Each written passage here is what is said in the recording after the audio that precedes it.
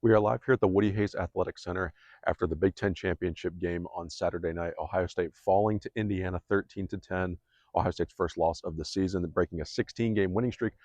But the college football playoff bracket that was revealed today, Ohio State is going to be the 2 seed in this bracket, and they're going to await the winner of Texas A&M and Miami. That game is going to take place in the Cotton Bowl on New Year's Eve at 7:30. It's going to be televised on ESPN. And if you're Ohio State, when you see this matchup right here, you see this opportunity that's ahead of you. You're going to see either Texas A&M maybe in their backyard, or you're going to face a Miami team where all the drama has settled on. But something that Ryan Day has preached to his team this year is it's about us. Right here in this building, it is about us. And for Ohio State, how can they improve from what went wrong in the Big Ten championship game? Now, there's no question that Ohio State is one of the best teams in college football, but it did not play like it against Indiana, and that was something that needs to get fixed. Ryan Day just discussed that in his press conference. And one of the big hot button issues, yes, a lot happened for Ohio State in this past week. You had National Signing Day coming off the emotional win against Michigan. You had Ryan Day getting into Chris Henry's recruitment and closing that deal alongside Brian Hartline. You also had prep for the Big Ten championship, and Brian Hartline, the biggest news, being named the head coach at USF. And he was asked today about who called the plays against Indiana. What did that look like? Because you could see there was a little bit of that disjointment amongst the Ohio State coaching staff and the players. It didn't look like the normal offense that was humming, because Ryan Day had said previously, when it's time to turn up the gas, we will. We thought it was time to turn up the gas in Indianapolis, but that was not the case. And Ryan Day did say that Brian Hartline called the plays, but it's a group effort. Everyone's involved. And what's going to happen now, too, is Brian Hartline is going to travel back and forth between USF. So over the next week, he's going to be down there a couple of days. And then when he's going to be here, Day said he is going to be locked in because he does want to finish it the right way. But this play calling and game planning effort, Day said he is going to be more involved in the game planning and the day-to-day efforts here with the offense as Brian Hartline's transitioning. So they're certainly working with each other, both sides, that is. But for Ohio State, this is not something that hasn't been done before. And if you're Ryan Day, you trust Matt Patricia with the defense. He can be the defensive head coach. We know Ryan Day's background is in offense, and this is the Ryan Day and Ohio State offense. So there's not going to be any missing of cohesion here where it's, a fresh face coming into there and not having called plays before. It's not like someone is coming in new or Keenan Bailey's getting elevated as a first-time play caller on his own. No, it's a joint effort, as Day said, but this is his offense, and this is something that we're looking to see. And how Ohio State responds is going to be really important here, because last year we saw Ohio State similar script in this game against Indiana that it was to Michigan last year. Just felt clunky on offense, could never really get in rhythm. The running game couldn't get established, missed field goals. Short yardage really wasn't that great. Ohio State had 2 drives in the second half that spanned 15 minutes, almost 30 plays, 151 yards, 0 points. Now, they did not convert because Julian Sand's knee went down on the 4th and 1 quarterback sneak. And then on 3rd down on this next drive, they had 3rd and 1. They had a rollout. Bo Jackson was sitting in the flat right there, was not able to connect with him. So Bennett Christian was into the end zone, and there was great coverage by the linebacker from Indiana. And then Ohio State, Jaden Fielding comes out and attempts a field goal, but he misses. 27 yards, just hooked it completely to the left side. Just heartbreak for Ohio State that have come up short in those 2 areas, but those things have to get fixed. And like I said, it's an eerily similar script, 13-10, same score as the Michigan game last year.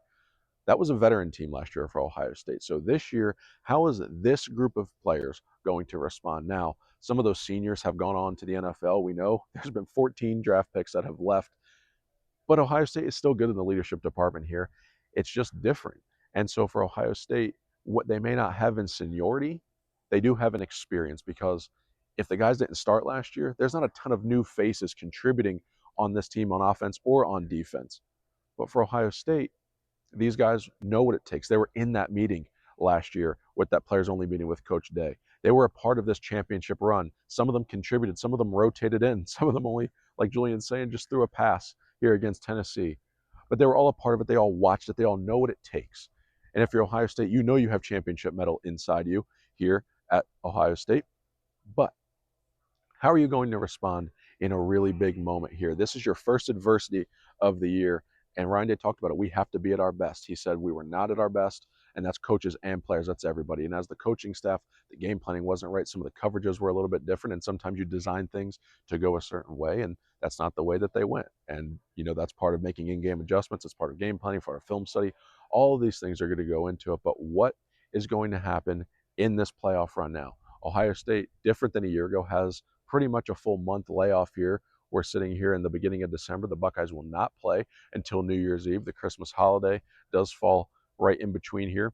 Ohio State last year only had a couple of weeks off, just 2, and they got right back into it, and we're continuing to move. Ryan Day talked about that today too. They need to figure out a good schedule, a good rhythm for these players, get their legs back from underneath them. He noted that the team was, in quote, pissed off, end quote. And when you see those guys, they're hurting physically from the game, emotionally from the game.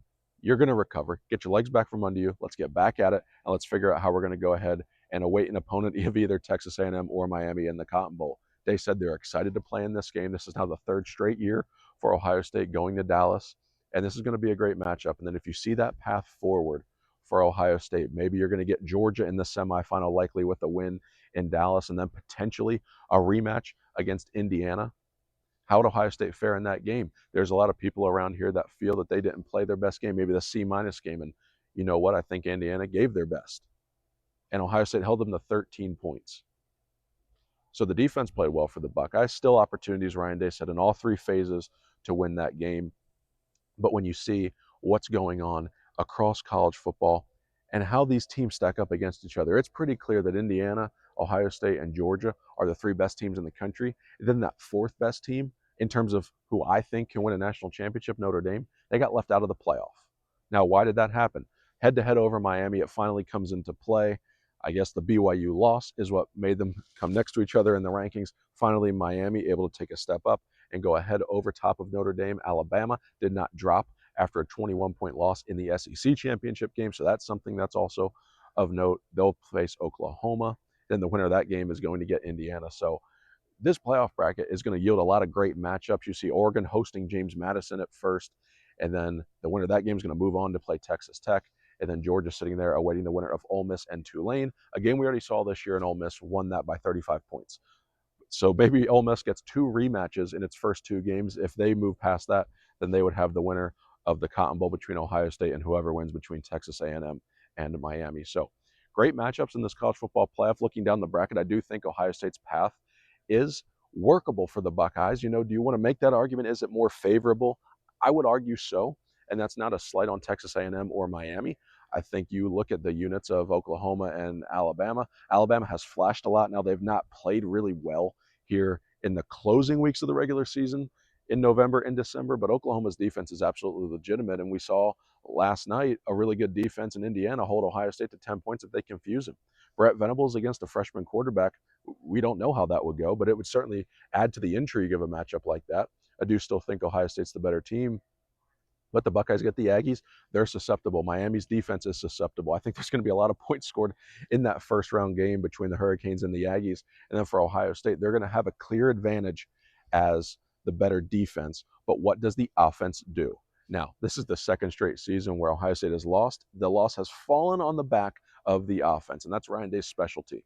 One of the things I said about Georgia earlier in the season when I was evaluating the Bulldogs and seeing Alabama go into Sanford Stadium and put up 21 points in the first half and say, you know what? If the defense is the problem for Georgia, I trust Kirby Smart to figure it out. I have the same logic for the offense at Ohio State. If the offense is the problem for the Buckeyes, I have faith in Ryan Day, this coaching staff, and these players that they're going to get it figured out. Julian Sayin is not a Heisman candidate for no reason. Jeremiah Smith is not a Heisman candidate and a Biletnikoff finalist for no reason. Carnell Tate is not one of the best wide receivers in the country for no reason. Bo Jackson just eclipsed 1,000 yards as a true freshman running back, did not play against Texas, doing it in just 12 games. That's not for no reason.